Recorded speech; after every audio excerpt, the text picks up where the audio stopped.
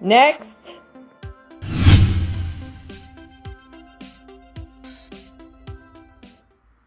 Hi, I'm Hollis Silverman, And I'm Dr. Bruno. and today we're going to be talking about the benefits of masturbation. Dr. Bruno, did you know that back in the olden times, it was known that masturbation caused blindness and infertility? I did know, Hollis, because we were a Roman Catholic society, and as all good Roman Catholics, they like to infuse guilt in every part of our lives. So, yes. Even food, sex, of course. Of course. That's shameful. You shouldn't know these parts. Well, good news, because now in today's society, masturbation is a very safe and healthy activity. It's good for the brain and the overall body. Oh, no wonder why I'm so smart. There are a lot of benefits to masturbation, including sleep. We all have trouble getting sleep.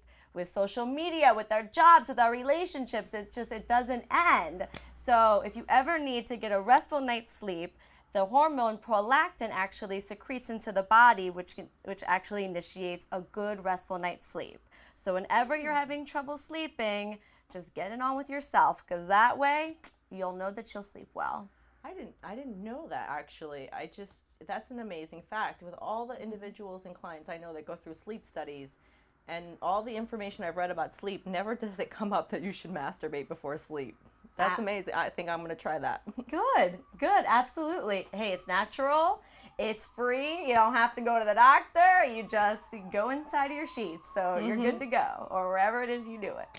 Another benefit of masturbation is alleviating cramps for all you women out there during menstruation and even pre-menstruation that experience, very, cramps that are really painful. Some of you have to use heating pads. Some of you have to use medication. Actually, masturbation will help alleviate those painful cramps. Does it also work for individuals with fibroids, or is that above and beyond what masturbation can do for them? It's probably above and beyond what masturbation can do for them. I would say with any woman that has fibroids to give it a try. Doesn't hurt to try. Right. Doesn't hurt to try. And then if it doesn't work out, then yes, I would go see a specialist and get help for that, get medication. What about guys? What happens if they don't masturbate?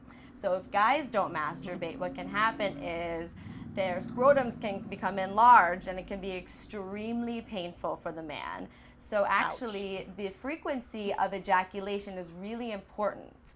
And those soul sessions of frequency are not only good for the male just in terms of alleviating and not having that pain at all, but actually there's some new research now that says that men can decrease the risk of having prostate cancer.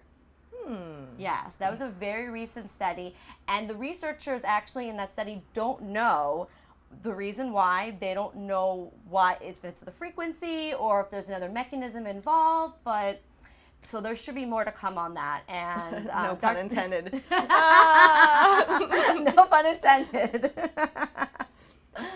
So I do have a question about that, Hollis. When it comes to masturbating, at what point does masturbation, for men and for women, but I'm thinking about men for some reason, does it become a addiction? Because then we might lead into a sexual addiction where they masturbate to the point where they don't want to become intimate with their partner because they're sort of like, there's nothing left. That's a great question. So in terms of that, so an addiction issue with masturbation, if it impedes on a man's life, so their work, their social activities, their functioning in a relationship, just their everyday normal life, then that would lead to an issue with an addiction. Okay. So if it impedes on just normal daily functioning, that's when it can become problematic. So I wouldn't even give it a number. I would just say just if it. Because I was wondering, like, how often can men masturbate, in a day, or is there a number, like 5 times as good, 2 times as good? I mean, there's really no number. They say, I mean, that if it's a high number, that sounds like it could impede on somebody's daily functioning. Okay. Because if it's, if you're masturbating 10 times a day and Then you're doing it at work. then you're doing it at work. So you might get in trouble with your boss, or, a coworker could walk into your office. Might not be a good idea. That would be sexual harassment then. Correct, exactly. Exactly. And then you lead to other legal implications. So I would definitely not go that far. But I wouldn't put a number on it, no. And so would you go visit a sex store, or, are there other things that you can bring into your sort of masturbatory repertoire? Yes, actually.